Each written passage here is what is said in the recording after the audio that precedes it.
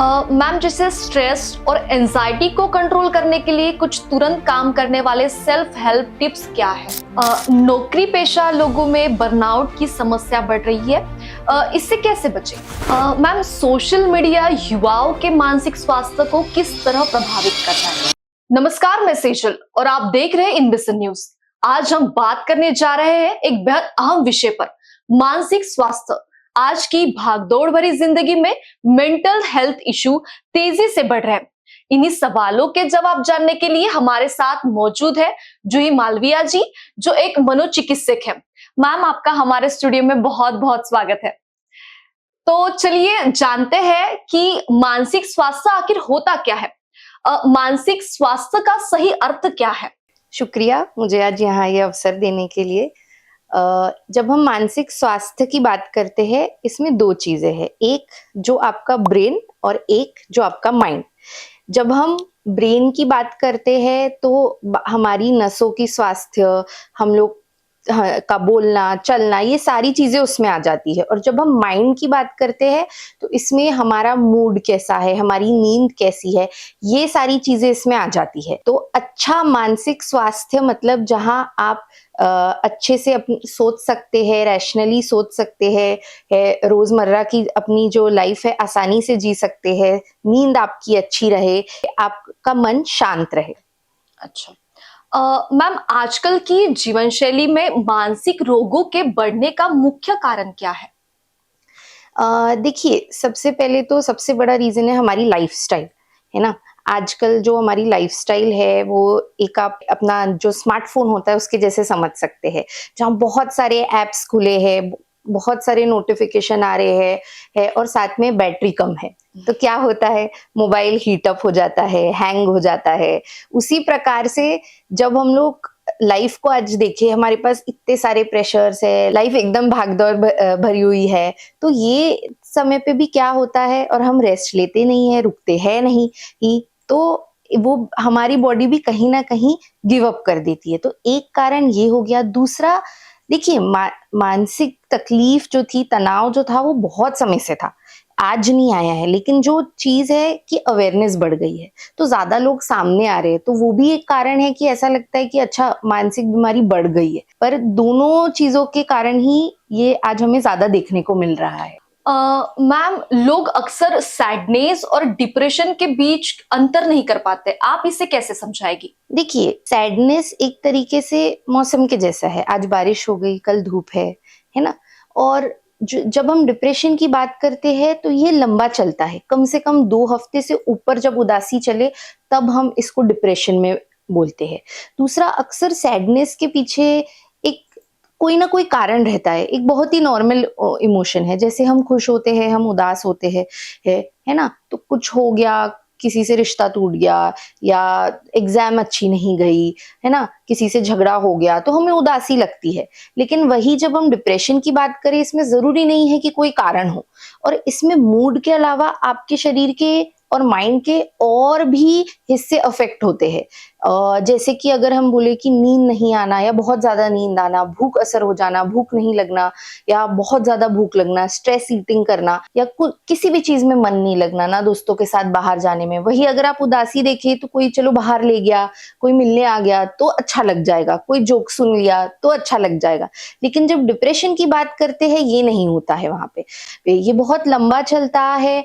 और साथ में इसमें कई बार बहुत होपलेस फील होना, या सुसाइड के विचार भी आना ना। तो जब भी अगर कोई उदासी लंबे समय के लिए चले, बहुत इंटेंस हो तब उसको एक ये करना चाहिए कि शायद वो डिप्रेशन हो सकता है।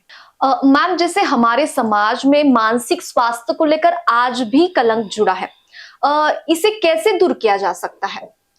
देखिए, जो स्टिग्मा या कलंक आप बोलेंगे मेंटल हेल्थ को लेके हमारे समाज में जुड़ा हुआ है, इसे आप दीमक के जैसे है बोल सकते हैं। दिखता तो नहीं है उतना, लेकिन अंदर ही अंदर समाज को बहुत असर करता है। तो कई बार वो मानसिक बीमारी से ज्यादा उससे जो रिलेटेड कलंक है, उससे जो उसके बारे में जो भी लोग बोलते हैं, उस कारण से लोग आगे नहीं आते हेल्प लेने के लिए। तो एक जो सबसे पहला तरीका है कि जो हम बहुत कॉमनली वर्ड्स यूज करते हैं, अरे पागल है क्या, नाटक कर रहा होगा, है ना, या कुछ नहीं है, सब तेरे मन में है, पॉजिटिव सोचो, है ना, ये सब टर्म्स यूज करना बंद करना पड़ेगा, है ना। दूसरा कि अगर कोई आपसे अपना दुख बांट रहा है तो फट से उसको सोल्यूशन देने पे मत जाइए, जो कि बहुत हमारा एकदम एक इंस्टिंक्ट रहता है कि अरे जैसे ही किसी ने कुछ बोला तू ऐसा कर ले, तू वैसा कर ले, तो वो ना करे। जो आप कोशिश करें कि भाई उसकी सुनो पहले, हाँ भाई बता और क्या तकलीफ है, क्या दिक्कत है, वहां आप ज्यादा कॉन्सेंट्रेट करें। और तीसरा, ये जो मानसिक स्वास्थ्य को लेके या मानसिक बीमारी को लेके घर घर में चर्चा होनी चाहिए। अगर आपको अच्छा नहीं लग रहा है कुछ है तो आप ओपनली शेयर करना चालू करो कि अरे मुझे थोड़ा तनाव लग रहा है, मुझे थोड़ा उदास लग रहा है। और चौथे, मैं रिक्वेस्ट करूंगी जो पेरेंट्स है, जो टीचर्स है, जो सेलिब्रिटीज है, जो पब्लिक फिगर्स है, जब ये खुल के अपने मानसिक स्वास्थ्य के बारे में बात करते हैं तो पब्लिक के लिए बहुत आसान हो जाता है, क्योंकि कहीं ना कहीं ये रोल मॉडल की जगह पे होते हैं। तो ये कुछ तरीके हैं जिससे ये कलंक अब धीरे धीरे हट सकता है। अच्छा, मैम, सोशल मीडिया युवाओं के मानसिक स्वास्थ्य को किस तरह प्रभावित कर रहा है? जी, देखिए, सोशल मीडिया को मैं बोलूँगी एक दो धारी तलवार है ना? जब अच्छे से यूज़ किया जाए तो इसके बहुत फ़ायदे भी है, और जब अगर इसका मिसयूज़ किया जाए तो बहुत तकलीफ भी हो सकती है ना? तो देखिए, सोशल मीडिया जब तक लिमिट में यूज़ किया जा रहा है, आप क्या उस पे देख रहे हो, ये सब पे डिपेंड करता है कि सोशल मीडिया का असर क्या होगा। जैसे कि अगर हम बच्चों में बात करें तो ज़्यादातर बच्चे जो बहुत ज़्यादा एग्रेसिव या बहुत ही वायलेंट मूवीज़ देखते हैं, वीडियो गेम खेलते हैं, उनमें ये पाया गया है कि वो ज़्यादा चिड़चिड़े होते हैं, उनका स्कूल में भी परफॉर्मेंस कम हो जाता है। दूसरी बात आती है जो बहुत कॉमनली होता है, जिसे हम डूम स्क्रॉलिंग बोलते हैं, है ना? कि लगातार हम एक के बाद एक रील देखते जा रहे हैं नेक्स्ट वीडियो। तो ये बहुत ही एक खतरनाक प्रैक्टिस है, क्योंकि अगर मैं बोलूँ कि क्या आप कभी आँख बंद करके खाना खाएँगे? नहीं ना, कि आपको नहीं पता है कि अगले निवाले में क्या जा रहा है। बट जब हम डूम स्क्रॉलिंग करते हैं, लगातार एक के बाद एक वीडियो देखते हैं बिना सोचे-समझे, तो हम एक तरीके से यही कर रहे हैं। हम हमारे ब्रेन को जो भी दे रहे हैं, हमें पता नहीं है हम क्या दे रहे हैं। तो उसके कुछ ना कुछ तो बुरे असर होते ही है। माता-पिता को बच्चों में किन शुरुआती संकेतों पर ध्यान देना चाहिए? देखिए, जैसे हम एज अडल्ट्स एक्सप्रेस कर सकते हैं कि अरे मुझे उदास लग रहा है, मुझे घबराहट हो रही है। अक्सर बच्चे ऐसा नहीं बता पाते। बच्चों में तनाव हो रहा है, उन्हें उदास लग रहा है या उनको कोई तकलीफ है, ये ज्यादातर उनके बिहेवियर में चेंज से ही पता चलता है। तो अगर बच्चे तनाव में हैं तो आपको अक्सर दिखेगा कि वो ज्यादा चिड़चिड़े हो जाते हैं, वो ज्यादा लोगों से बात नहीं करते हैं, या स्कूल जाने से कई बार मना कर देते हैं, या ज्यादातर ऐसे कुछ बहाने देंगे कि मेरा पेट दुख रहा है, सर दुख रहा है। तो इसको बहुत बार माता-पिता सीरियसली नहीं लेते कि अरे ठीक है, कोई बात नहीं है, ऐसे ही बहाने करता है या स्कूल में कुछ हुआ होगा। बट ये एक बहुत इंपॉर्टेंट लक्षण है जब बच्चों की मानसिक स्वास्थ्य अफेक्ट हो जाती है। दूसरी चीज़, कई बार बच्चों की नींद भी ऊपर-नीचे होती है, तो ये सारी चीज़ों को ध्यान रखना चाहिए, और उन्हें डाँटने या फटकारने की जगह खुल के उनसे एक कन्वर्सेशन करना चाहिए कि क्या हुआ है, क्या नहीं, और ज़रूरत पड़ने पे एक साइकियाट्रिस्ट या थेरेपिस्ट के पास भी लेके जाना चाहिए।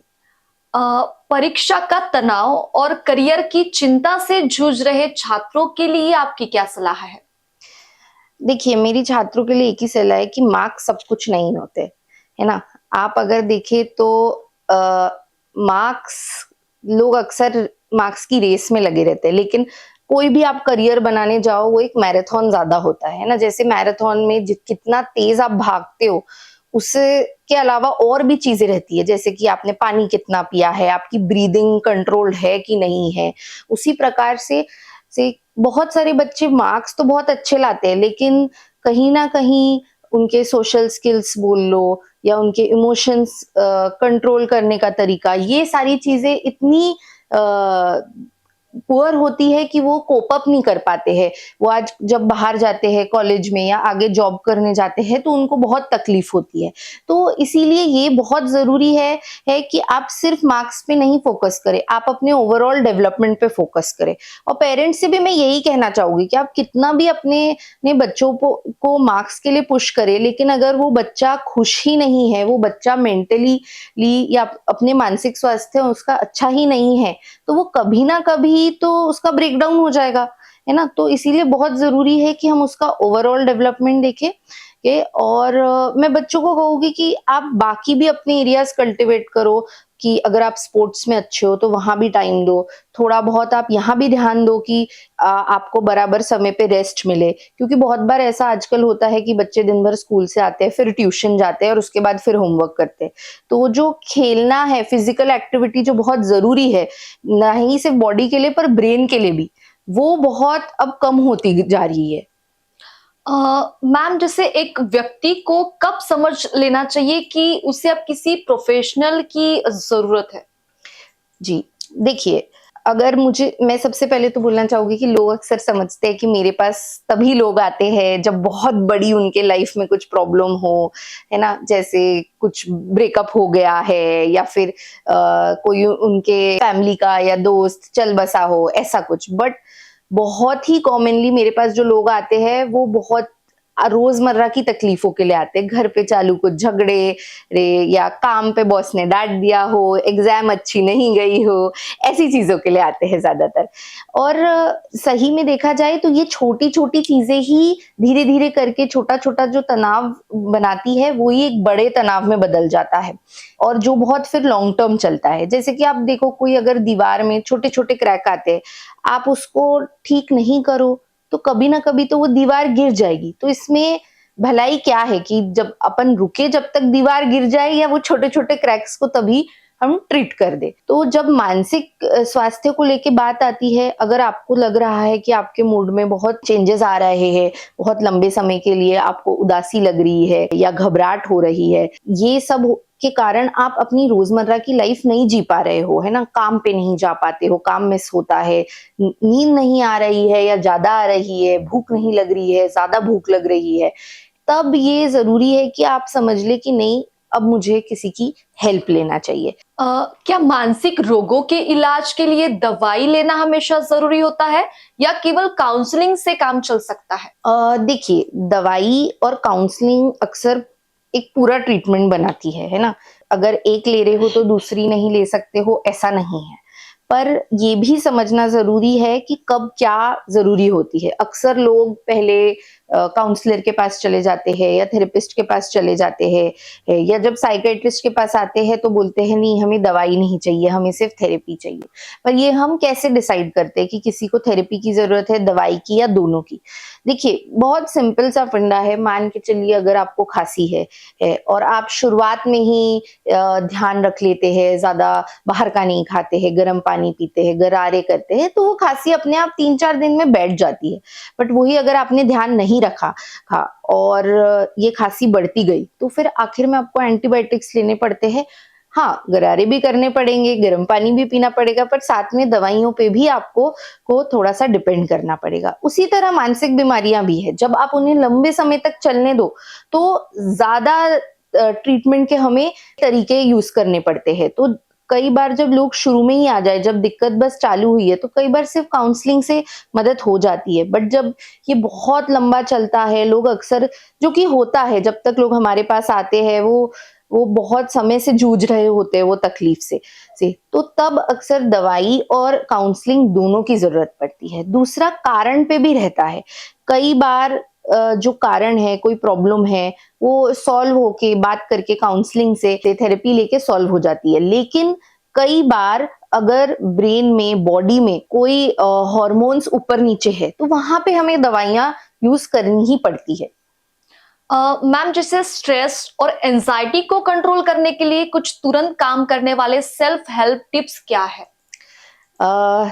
देखिए, सबसे पहले जो मैं बोलूंगी कि अगर आपको एंजाइटी हो रही है, घबराहट हो रही है, तो उसको एक्सेप्ट करिए, नेम कर लीजिए कि हाँ, मुझे तकलीफ हो रही है ना। दूसरी कुछ ऐसी टिप्स होती है जिसे हम सेल्फ सूदिंग टिप्स बोलते हैं। हम सबने थ्री इडियट्स में देखा था ना कि वो बोलता था all is well, all is well. तो वो एक तरीके से खुद को संतावना ही दे रहा था। तो ऐसा कुछ एक अपने खुद के लिए एक लाइन या फिर एक मूवमेंट बना लीजिए, या तो अपने हाथ को सहलाना या फिर खुद को कुछ बोलना कि हाँ ठीक हो जाएगा, ठीक हो जाएगा। तो ये भी कई बार मदद करता है। दूसरा देखिए, जब हम घबराते हैं सबसे पहले क्या अफेक्ट होता है, हमारी सांस तेज हो जाती है। तो जो हमारी ब्रीदिंग है, हमारी सांस है और हमारा दिमाग है, ये दोनों रिलेटेड है। तो अगर हम उल्टा करें, हम हमारे ब्रीदिंग को कंट्रोल करें, तो कहीं ना कहीं हमारा माइंड भी कंट्रोल हो सकता है। तो उस समय पे एक जो बहुत ब्रीदिंग का टेक्निक जो हेल्प करता है वो है कि 4 के काउंट तक आप ब्रीद करें, 3 के काउंट तक आप उसको होल्ड करें और 6 के काउंट तक आप उसे रिलीज करें। तो जो आपका रिलीज रहता है वो लंबा होना चाहिए देन जो आप अंदर सांस लेते हैं। तो ये इंस्टेंटली आपको काम डाउन करने में हेल्प करेगा। तीसरी चीज, अक्सर लोग मुझे बोलते हैं कि रात में सोने से पहले बहुत विचार आते हैं, अरे कल ऐसा करना है, ये करना है, आज ऐसा हुआ, ये हुआ। तो मैं बोलूंगी आप एक अपने बेड के बाजू में एक वरी जर्नल रखें, उसमें सब लिखते जाए जो भी रात में आता है, कि जो भी मन में विचार आ रहे हैं कि ये मैं कल देखूंगा। तो जब आप ऐसा करते हैं, आपने उस समय के लिए अपनी ब्रेन की सारी प्रॉब्लम सॉल्व कर दी और आप आराम से सो सकते हैं। नौकरी पेशा लोगों में बर्नआउट की समस्या बढ़ रही है, इससे कैसे बचे? जी, कहीं न कहीं ये तकलीफ ज़्यादा कोविड के बाद से हुई है, क्योंकि वर्क फ्रॉम होम हुआ, तो जो बाउंड्रीज़ थी काम के बीच में और घर के बीच में, वो कहीं न कहीं धुंधली हो गई। तो पहले होता था कि आप ऑफ़िस से घर आ गए, चलिए ठीक है, दिमाग भी, बॉडी भी एकदम रेस्ट में चली जाती थी कि चलो अब आराम करना है। अब होता है कि आप वो लैपटॉप साथ लाते हैं, 1-2 मीटिंग घर पे हो जाती है, या अगर आप वर्क फ्रॉम होम कर रहे हैं, तो ऐसे कुछ फिक्स्ड आवर्स रहते ही नहीं है आपके कि कब काम करना है, कब आराम करना है। तो कहीं न कहीं इसके कारण पूरे समय माइंड में आप काम ही कर रहे हैं। कोई भी चीज़ जब ज़्यादा रन करेगी, तो वो कहीं न कहीं थकेगी, कहीं न कहीं क्रैश करेगी, वो ही होता है। काम में फिर मन नहीं लगना, प्रोडक्टिविटी कम हो जाना, नींद नहीं आना, इच्छा नहीं होना काम में पर जाने की, चिड़चिड़ ज़्यादा होना, ये सारी चीज़ें कहीं न कहीं होने लगती है जो बर्नआउट की तरफ पॉइंट करती है। इसके लिए बहुत सिंपल सुझाव है कि पहली चीज़, आप अपने काम के टाइम बाँध ले, है ना? जो आपका रेस्ट का टाइम है वो ट्राई करे कि स्क्रीन पे नहीं स्पेंड करे। कुछ ना कुछ फिज़िकल एक्टिविटी या दोस्तों के साथ, फैमिली के साथ वो टाइम स्पेंड करे। थर्ड, नो बोलना सीखे बॉस को, कलीग्स को, मीटिंग्स को कि नहीं, ये मेरा अभी रेस्ट का समय है, मैं कल सुबह ये काम करूँगा या अपने काम के टाइम पे ये काम करूँगा। तो ये सारी चीज़ें मदद कर सकती है बर्नआउट प्रिवेंट करने में। मैम, नींद का हमारे मानसिक स्वास्थ्य से क्या संबंध है? देखिए, नींद के समय पे हमारी पूरी शरीर और दिमाग की एक तरीके से मरम्मत चलती है। तो आप जितना नींद स्किप करोगे उतनी मरम्मत कम होगी, है ना? जितना रिपेयर होना है शरीर में, जो भी ठीक होना है, जो भी हमने दिन भर में, अगर आप स्टूडेंट हैं, आपने जो भी पढ़ा है, वो नींद के समय ही आपके ब्रेन में स्टोर होता है। तो अक्सर जो स्टूडेंट्स बहुत बार अपनी नींद स्किप करके ज़्यादा पढ़ाई करते हैं, उनको ये समझना पड़ेगा कि जो भी तुमने पढ़ा है वो याद ही नहीं रहेगा तुम्हें, क्योंकि तुम तो तब भई सोए नहीं हो, तो वो जो भी पढ़ा है वो स्टोर नहीं हुआ है ना? तो एक ये चीज़ है। थर्ड, जो जब हम नींद हमारी नहीं होती है, तो ये होता है कि हमें हमारी इम्यूनिटी भी कम होती है, क्योंकि जो मरम्मत हो रही है वो पूरे तरीके से हो नहीं रही है। तो इम्यूनिटी कम होना, चिड़चिड़ होना, चीज़ों में मन नहीं लगना, मूड चेंजेस होना, ये सारी चीज़ें कम नींद के कारण होती है। तो मैं बस थोड़ी बहुत स्लीप हाइजीन टिप्स सजेस्ट करूँगी कि जो भी नींद से संबंधित ऐसी क्या प्रैक्टिसेस हम कर सकते हैं जिससे हमारी नींद अच्छी हो, जिससे नेक्स्ट डे हमको फ्रेश लगे, है ना? थोड़ी ये याद रखें कि अपना सोने का और उठने का समय थोड़ा फिक्स रखें। अगर आप स्क्रीन यूज़ भी करना चाहते हैं, तो नींद के आपका जो भी सोने का समय है, उसके 1 डेढ़ घंटे पहले ना करें, क्योंकि जो ब्लू लाइट निकलती है हमारे स्क्रीन से, वो अक्सर हमारे ब्रेन को ये सिग्नल देती है कि अरे अभी तो दिन का समय है, जागने का समय है, तो हम सो नहीं पाते हैं। तो एक स्क्रीन टाइम अपना सोने से पहले हटा दीजिए। तीसरा, आपका जो बेड है उस पे खाना खाना, काम करना या फिर टीवी देखना ये बंद कर दीजिए। बेड सिर्फ सोने के लिए होता है उसको उसी के लिए इस्तेमाल करें। चौथी चीज, आपके खाने में जो डिनर रहता है, रात का खाना और सोने में कम से कम 2 से 3 घंटे का गैप होना चाहिए। ये जब हम उसे बहुत आसपास रखते हैं तो दोनों में से कोई ना कोई प्रक्रिया पे असर हो जाता है। या तो अच्छे से खाना पचेगा नहीं तो पेट से संबंधित दिक्कतें होंगी, या फिर नींद अच्छे से नहीं होगी। ये क्योंकि शरीर एक ही सिस्टम चला सकता है तो ये तकलीफें होती है। तो ये बहुत छोटी-छोटी टिप्स है जो काफ़ी हेल्प करती है कि आपकी नींद को बेहतर बनाने में। धन्यवाद मैम, आपने मानसिक स्वास्थ्य को लेकर हमारे साथ बहुत ही महत्वपूर्ण और उपयोगी जानकारी साझा की। याद रखिए, जैसे हम अपने शारीरिक स्वास्थ्य का ध्यान रखते हैं, वैसे ही मेंटल हेल्थ का ख्याल रखना भी उतना ही जरूरी है। फिलहाल के लिए इतना ही। देखते रहिए इंडसन न्यूज। नमस्कार।